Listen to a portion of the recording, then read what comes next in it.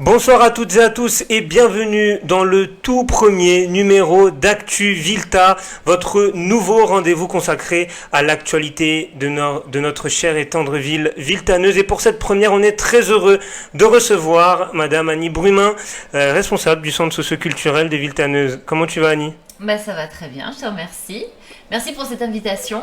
On est très honoré de t'avoir ici dans les locaux d'LBS-FM. Je sais en plus que tu suis l'association, donc on est très très content de t'avoir aujourd'hui pour évoquer un peu l'actualité à Viltaneuse, les différents événements qui se sont passés dans la ville. Il y a eu Viltaneuse en fête la semaine dernière. On va aussi parler un peu de l'été à Viltaneuse qui s'est déroulé pendant un mois sur la commune. Donc il y a pas mal de sujets qu'on va évoquer ensemble et puis on va s'intéresser à toi aussi un petit peu et de ton parcours. Donc n'hésitez pas à être nombreux ce soir. N'hésitez pas également à nous suivre sur les réseaux sociaux LBS-FM. On est présent sur Twitter, sur Instagram, sur Facebook, sur YouTube et même sur SoundCloud où vous pouvez écouter tous nos podcasts. J'en profite avant de démarrer l'émission.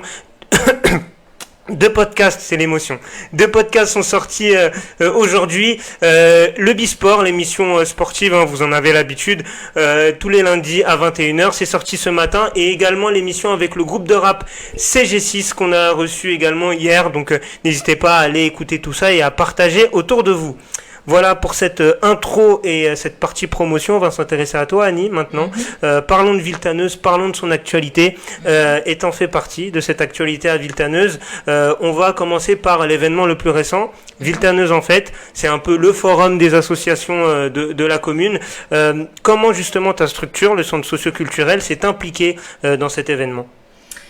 Alors, en fait, nous étions copilotes, c'est-à-dire que la ville avait mis des souhaits, c'est-à-dire l'équipe municipale souhaitait faire une belle impulsion du forum, donc des associations et aussi des sports, sans oublier aussi la course, Oui. sans oublier aussi un petit peu le côté fête, sans oublier non plus la visite des jardins. Donc en fait, on a réuni tous ces éléments pour faire une journée vraiment incontournable à Viltaneuse avec la course le matin, Oui. la viltaneusienne. Oui. Donc on a pu voir tous ces t-shirts roses courir dans la ville. Oui. Ensuite, il y avait donc l'ouverture et le lancement du forum des associations, donc associations culturelles et autres, mais aussi celle des sports. Oui. Donc là, c'était l'occasion pour plus de 25 associations de parler de ce qu'ils font, de connaître les autres collectifs aussi. Parmi eux, il y avait aussi des associations qui ont proposé de faire de la restauration. Donc nous avons eu vraiment des mets vraiment savoureux. C'est vrai qu'il y a eu un beau buffet. Très très beau buffet. Je le confirme. Délicieux. Ouais. Donc ça met beaucoup de convivialité. Il y avait également une mini-ferme au parc Carnot. Oui. Une association aussi de prévention spécialisée, des jeunes qui venaient vendre des glaces à l'italienne pour financer un séjour. Donc je les nomme en passant, donc l'association Feu Vert. On les salue. Et s'ils peuvent nous ramener des glaces aussi pour LBS-FM, ça peut être cool aussi. Tout à fait. Je passe le message. Ils les faisaient relativement bien. On va les contacter. On va les contacter. Ils vont peut-être sponsoriser nos émissions. Pourquoi pas. Donc il y avait un petit train aussi, parce que le petit train c'est aussi le côté un peu festif de la ville, et donc les habitants en ont profité pour faire le tour de la ville et le tour des jardins de Viltaneuse, les jardins ouvriers, les jardins partagés. Ouais. Il y a eu également un petit tour en ville en musique, parce que ça va avec le petit côté fête.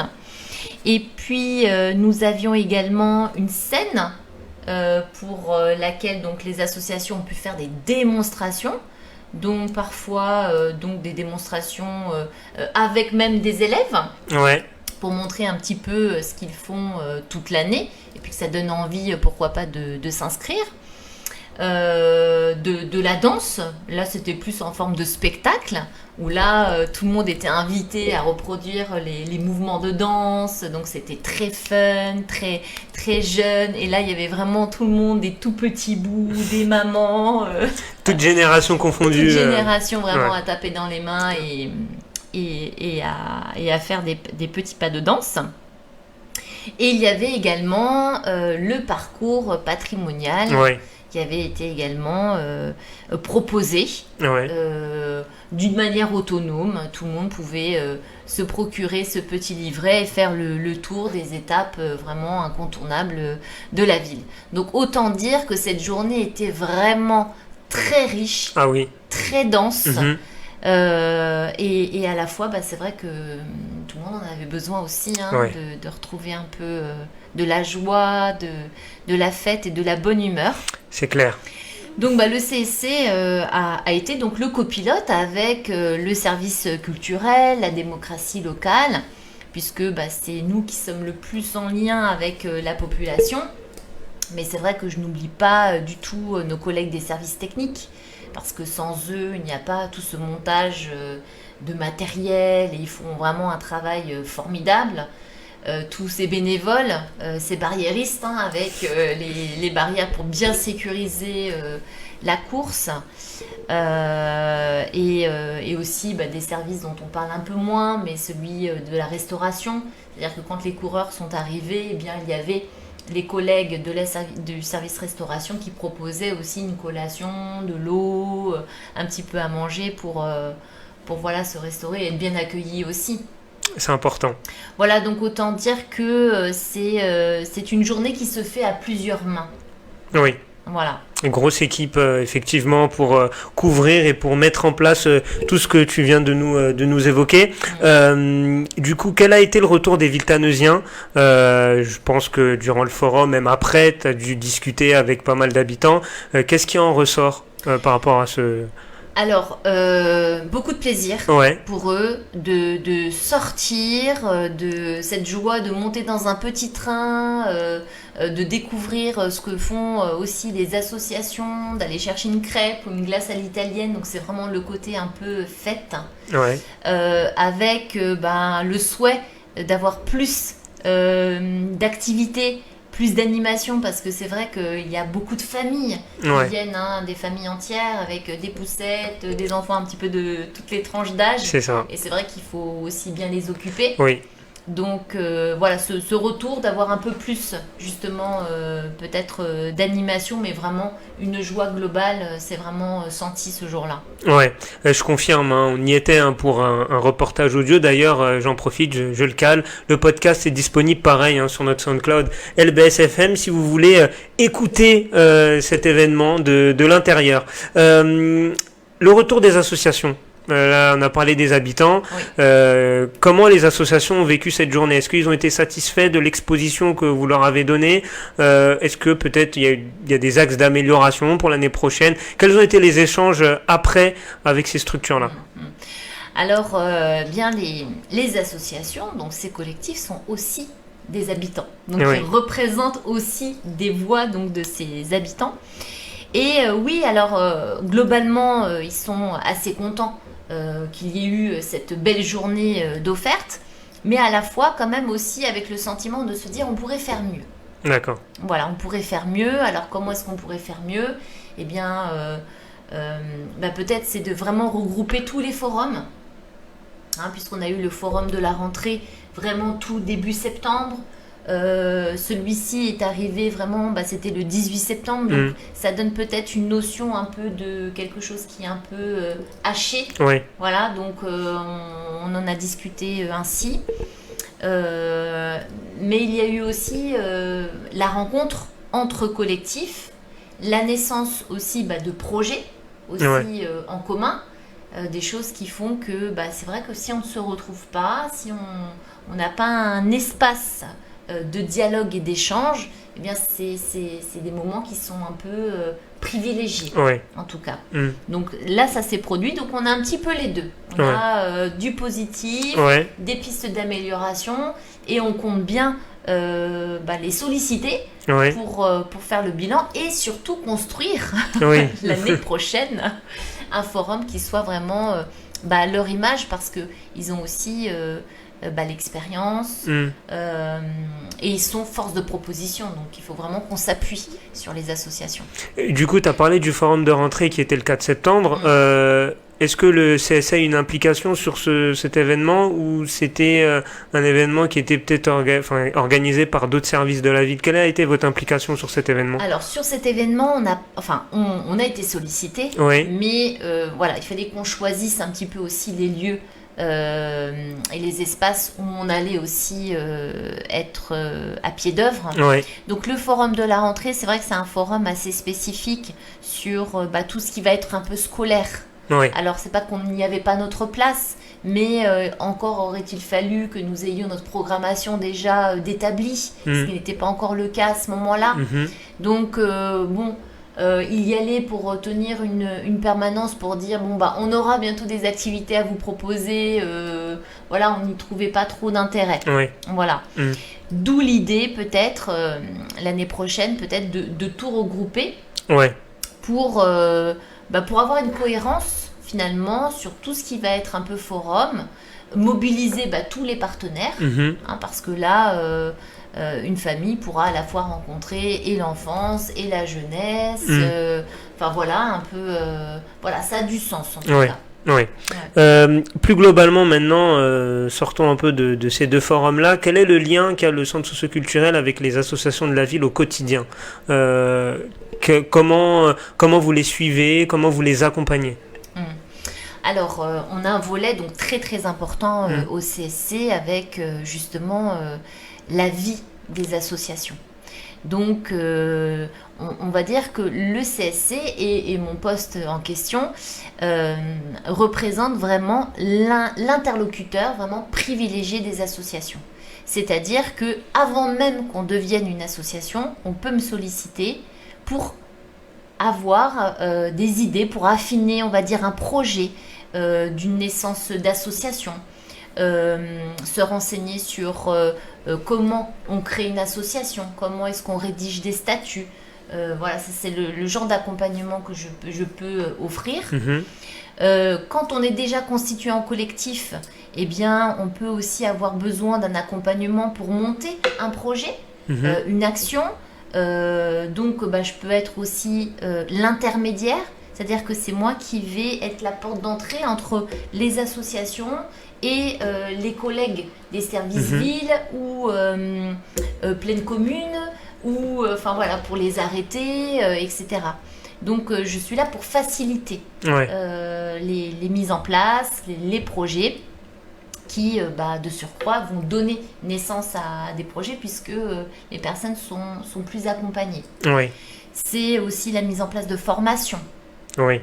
Donc, prochainement, le 5 octobre, il y a une formation d'organiser sur comment établir un budget prévisionnel. Oui. Parce que les associations ont des idées sur des valeurs, parce que ce sont vraiment des personnes qui sont engagées, donc avec plein d'idées, mais quand on le passe dans le concret et quand il faut le chiffrer, parfois c'est un peu compliqué. Parce que on nous invite aujourd'hui à vraiment tout chiffrer. Le bénévole en lui-même et les heures qu'il met à disposition, c'est quelque chose qu'on peut valoriser par exemple, et qui ne l'est pas forcément. Et aujourd'hui, on vous demande des budgets pour les demandes de subventions, pour des appels à projets, etc. C'est incontournable. Donc, fort, on va dire, de ce constat, on a décidé donc de mettre en place cette formation. Donc, il y en a 4 à l'année avec des thèmes différents. Il y a également des permanences qui se tiennent au CSC une fois par mois. Une permanence qui se tient avec le CRIB 93, qui est aussi une association, mais qui est spécialisée dans tout le fonctionnement des associations. Et là, on va avoir des questions vraiment très, très spécifiques sur, par exemple, du juridique, de la réglementation ou autre. Et donc, on a une personne qui se déplace sur rendez-vous pour avoir tous ces éclairages. D'accord. Donc ça, c'est aussi une chance. Que pourrais-je dire d'autre? Ça peut être aussi dans les demandes d'espace. Oui. LBSFM aujourd'hui a de beaux locaux. Je confirme. Dans un tiers-lieu, Ouais. le tremplin C'est à ça. Villetaneuse. Voilà, une association avec un beau projet comme LBSFM C'est peut gentil. tout à fait demander Ouais. un espace pour Mm. pouvoir mettre en place ces activités. Et en l'occurrence, je fais toujours donc l'interlocuteur. Mais ça peut être du matériel. Ouais. Une association peut créer un événement et avoir besoin de tables, de chaises, de barnums, etc. Et là encore, avec mes collègues donc des services techniques, on voit ce que nous disposons et ce que nous pouvons mettre à disposition. Donc voilà, il y a un vrai soutien Ouais. de la ville, du CSC vers les associations. Ouais, c'est très complet comme accompagnement. Juste par rapport à la formation du 5 octobre, Oui. c'est ouvert à tous ou il faut avoir une structure associative pour y participer? Comment ça se passe? Il faut être structuré en collectif, puisque ça s'adresse à eux, c'est très spécifique. Mhm. Donc l'angle va être toujours sur, voilà, on est une association et on souhaite se former à mettre en place, établir un budget prévisionnel. D'accord, Voilà. d'accord, très bien. Et donc du coup c'est le 5 octobre au centre socio-culturel directement? Alors ce sera en visio. D'accord. Voilà, ce sera en visio parce que la Covid Ouais. nous a donné, on va dire, d'autres habitudes. Et c'est C'est vrai que il y a beaucoup de personnes aussi qui travaillent Oui, ou qui sont en télétravail et pour lequel la visio est plutôt aujourd'hui appréciée. ouais. Donc c'est une petite jauge, on est voilà, allez, 15 personnes maximum par session, on a des outils, Ouais. c'est assez interactif Mm. et après il y a toujours la possibilité de demander un rendez-vous si vraiment il y avait des choses qu'on n'avait pas compris. Mm. Mais bon, en règle générale, c'est assez simple de prise en main en tout cas, c'est vraiment fait pour ça. Très bien. Et pour finir, si je peux me Oui. permettre, Vas-y Annie. on a fait le lien avec le lancement de la campagne du FIA, qui Oui. est un fonds d'initiative donc, pour les habitants. Un FIA, donc, c'est une subvention qui est allouée par l'État et par la ville. Mhm. Donc toutes les associations donc, qui ont un projet peuvent en faire la demande. Mhm. Et donc dans ce dossier, il est demandé d'établir un budget prévisionnel. Mm. Donc, D'où l'importance de la formation et C'est ça. Ouais, non mais c'est vrai que en tant qu'association, alors on est bien placé pour en parler, mais je pense que ça concerne toutes les assos. Il y a pas mal d'administratifs à faire. On n'est pas tous familiers à cet exercice-là, que ce soit faire un budget prévisionnel, rédiger des statuts. Des fois, c'est complètement étranger en fait, parce qu'on n'a pas baigné dedans, donc on sait pas forcément ce que c'est. Et le fait de faire ce genre de formation, de sensibilisation et de découverte à ce genre d'exercice-là administratif, c'est très bien et je pense que ça peut aider pas mal d'associations. Donc je vous invite, Villetaneusien, à vous rendre au centre socio-culturel si vous avez une asso ou si vous avez un projet d'asso pour que la structure puisse vous accompagner au mieux dans les démarches, les différentes démarches à la structure d'une asso. Justement, quels sont alors à très court terme, mais les futurs projets du CSC à venir? Tu as parlé là de l'événement du 5. Est-ce qu'il y a d'autres dates à retenir alors la première date, c'est l'après-midi portes ouvertes du CSC. C'est-à-dire c'est samedi prochain, donc le 2 octobre, entre 14h et 17h. Très bien. Donc là, on a réuni nos intervenants, tous ceux qui vont être présents tout au long de l'année. Pour notre programmation, donc on a de l'art créatif avec Yvan, on a du yoga avec une association, PMVA. Ouais. On a une création aussi cette année d'un cours de self-défense avec une association, donc c'est Sam Kwon. Je ne sais pas si je prononce bien, mais voilà. Donc c'est un cours spécial pour les femmes. D'accord. Voilà. Donc on est dans l'idée où, bah voilà, ça y est, on redémarre. Ouais. On redémarre, on réouvre les portes, on refait des activités, on va réaccueillir des gens, on va refaire nos petits déj de Clara. Ouais. Voilà, recréer des choses aussi avec les habitants parce que c'est ça le cœur d'un centre social. Ouais. Et voilà, donc relancer le collectif d'usagers.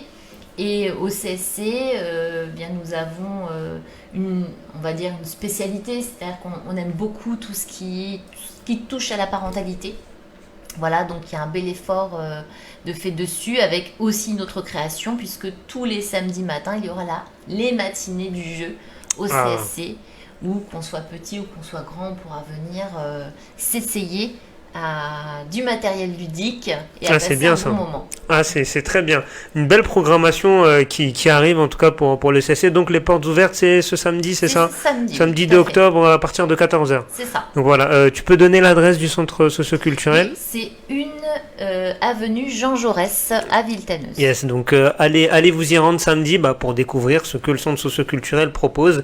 Et il y a pas mal de choses comme nous l'a dit Annie. Qu'est-ce que tu retiens depuis ton arrivée sur Villetaneuse? T'es arrivé quand sur Villetaneuse? Bien, c'était en février 2021. Ouais. Il n'y a pas si longtemps que ça. Je venais de survivre à la Covid-19. Ouais. C'est ça.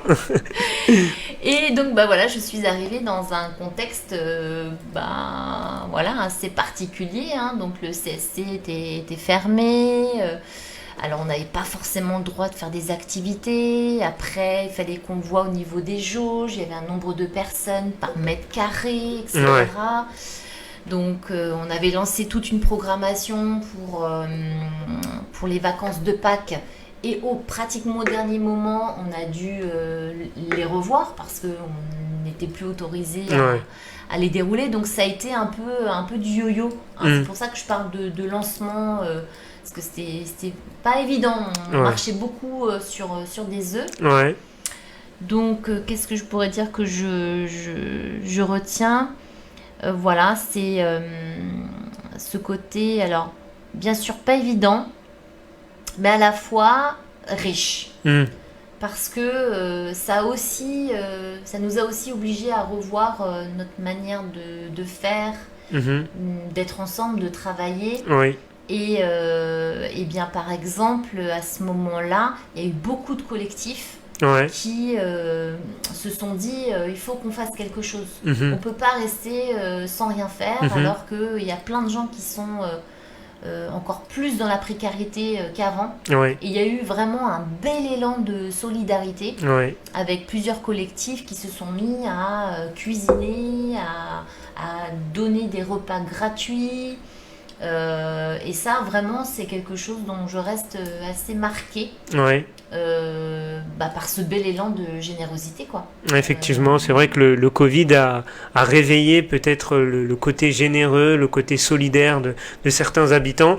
Et concernant Villetaneuse, quel rapport du coup tu as aujourd'hui avec cette ville? Est-ce que tu la connaissais en amont? Est-ce que tu l'as découvert en venant ici au centre socioculturel?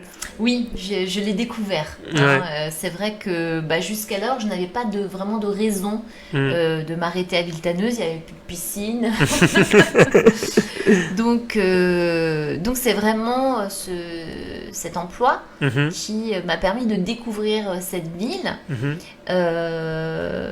qui a plusieurs facettes.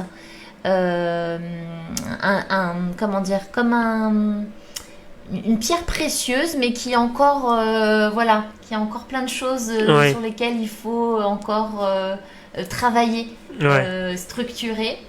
Mais ce que je retiens beaucoup de cette ville, c'est cette richesse des idées, cette générosité.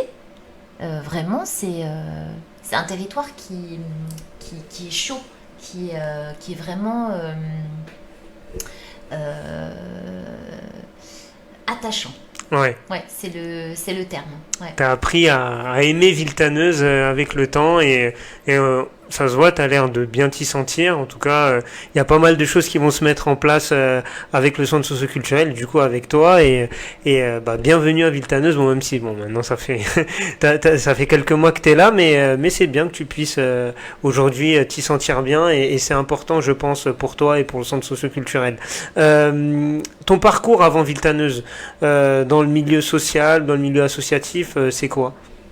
Alors, donc je connais bien les associations parce que j'étais moi-même salariée d'une grosse association qui était une maison de loisirs et culture, donc un peu comme le CSC, donc une structure dans laquelle il y avait donc des activités, des spectacles, des expositions, donc voilà, c'est quelque chose qui me parle.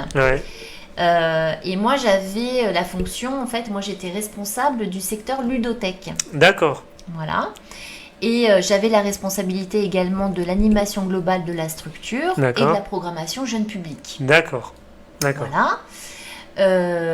Donc, nous étions une association, donc je travaillais aussi avec les autres associations de la commune, qui était dans le 95, et avec aussi les services villes, parce qu'on travaillait ensemble. D'accord. Un peu comme aujourd'hui, sauf qu'aujourd'hui, c'est un peu l'inverse. C'est l'inverse, Puis, j'ai donné corps à un service jeunesse. D'accord.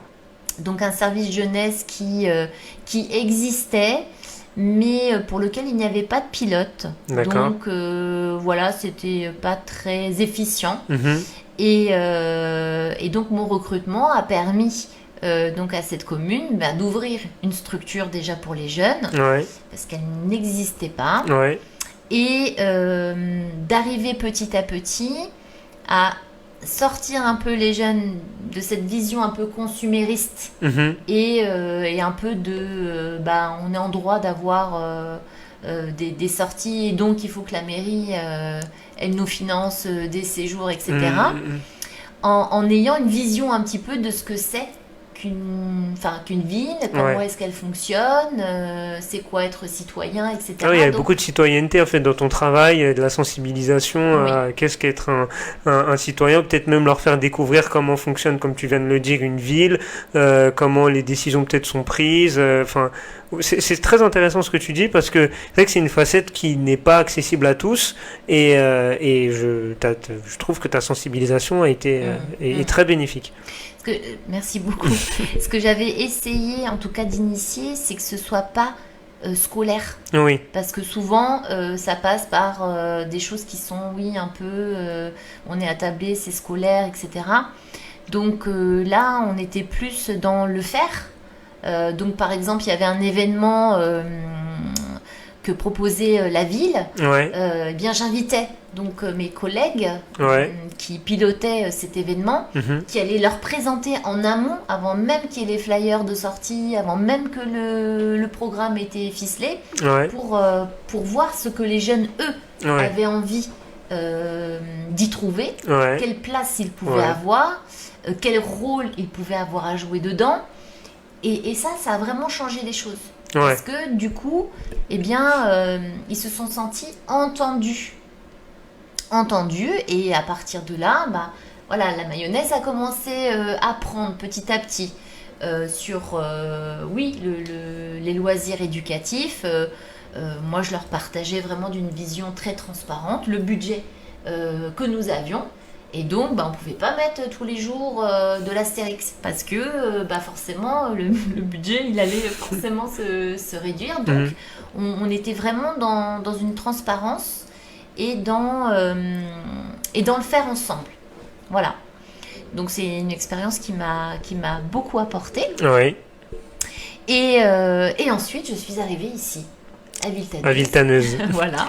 Et du coup, ce que tu as fait précédemment, est-ce que sur certains points certains domaines dans lesquels tu as pu travailler, est-ce que tu aimerais les transposer au centre socioculturel? Par exemple, cette sensibilisation à la citoyenneté pour les jeunes, est-ce que c'est quelque chose que tu aimerais transposer à Villetaneuse avec ton nouveau rôle au centre socioculturel? J'ai envie de dire que quelque part, un peu de... Oui, Et puis il y a des liens qui se construisent naturellement et aussi par rapport à notre structuration, puisque depuis peu, nous accueillons également le point formation jeunesse au CSC. Le PIGE, Voilà, le PIGE, qui va aussi donner lieu à la venue de jeunes sur la structure, et pourquoi pas à des projets aussi en commun. Ouais. Oui, donc oui, complètement. Il y a des belles choses qui se préparent alors à t'entendre. Quel événement ou moment dans ta carrière professionnelle t'a le plus marqué, que ce soit Villetaneuse ou ailleurs, hein, mais quel est le moment, le moment fort de ta carrière, on va dire? Le moment fort de ma carrière, oh là là. C'est vrai que c'est une question vaste, hein, c'est vrai que c'est assez vaste, mais si tu devais retenir un moment où, je sais pas, ça peut être une rencontre, ça peut être un événement auquel tu as participé, voilà. C'est quoi? Qu'est-ce qui te revient en premier? Ce qui me revient en premier, alors il y a... Alors, j'en ai plusieurs, mais des choses pour lesquelles je suis un peu... oui, je suis assez contente et assez fière. Donc quand je travaillais dans cette grosse association, j'ai participé en fait à la mise en place d'un festival, un festival ludique qui existe toujours. Donc un festival sur une semaine. D'accord. Avec donc des ateliers, des conférences, une grande journée du jeu, etc.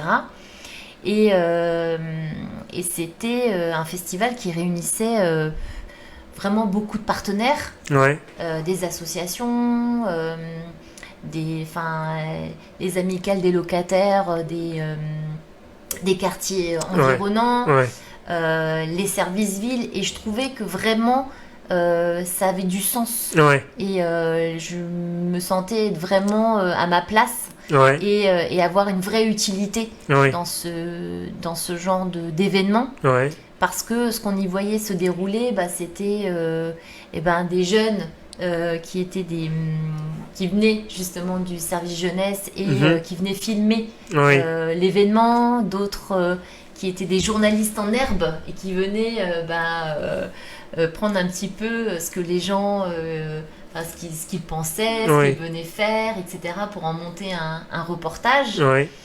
Il y avait du jeu sous toutes ses formes, du capla, des jeux de société, des jeux de rôle, des jeux de sable, d'eau. Et donc partout où on pouvait tourner la tête, on voyait le plaisir d'être ensemble. On voyait ces familles qui passaient toute une journée là. C'était gratuit, et c'était vraiment chouette. Et tu as eu de bons retours, j'imagine, sur cette semaine de festival. Oui, de très très bons retours. Et ce que j'aimais beaucoup également, c'était de pouvoir mettre un peu en lumière l'aspect, les aspects, on va dire, du jeu, à la fois sur son côté des apprentissages, sur le côté de l'éducation, etc., avec des intervenants spécialisés. Et j'ai une petite fierté, j'avoue. Oui, vas-y, partage-nous ça. Eh bien, par exemple, Idriss Aberkan est venu jusqu'à nous. D'accord. Et il nous a fait vraiment une super conférence en démontrant que les jeux étaient en train de changer le monde, autant dans le domaine scientifique, médical, etc. Donc c'était vraiment, vraiment chouette. Chapeau, Jean Epstein aussi, donc le psychosociologue qui a beaucoup œuvré pour la petite enfance, qui a écrit beaucoup de livres également. Vraiment des moments forts comme ça. Avec des guests en plus, bravo. Un autre moment que je citerai quand j'étais au service jeunesse, c'était un temps fort, un bal que les jeunes ont mis en place pour financer,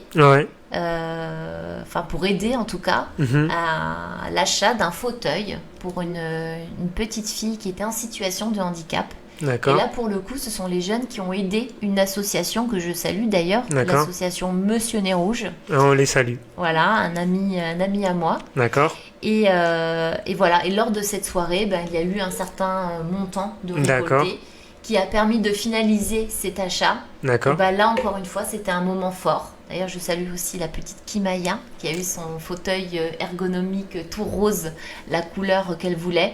Super. Voilà, ça c'est aussi un des moments forts qui m'a fait comprendre que j'étais encore à la bonne place. Ouais. Et c'était vraiment chouette. Et puis peut-être ici à Villetaneuse, alors il y a plein de moments, mais peut-être celui où j'ai eu à nouveau ce même sentiment, c'était cet été.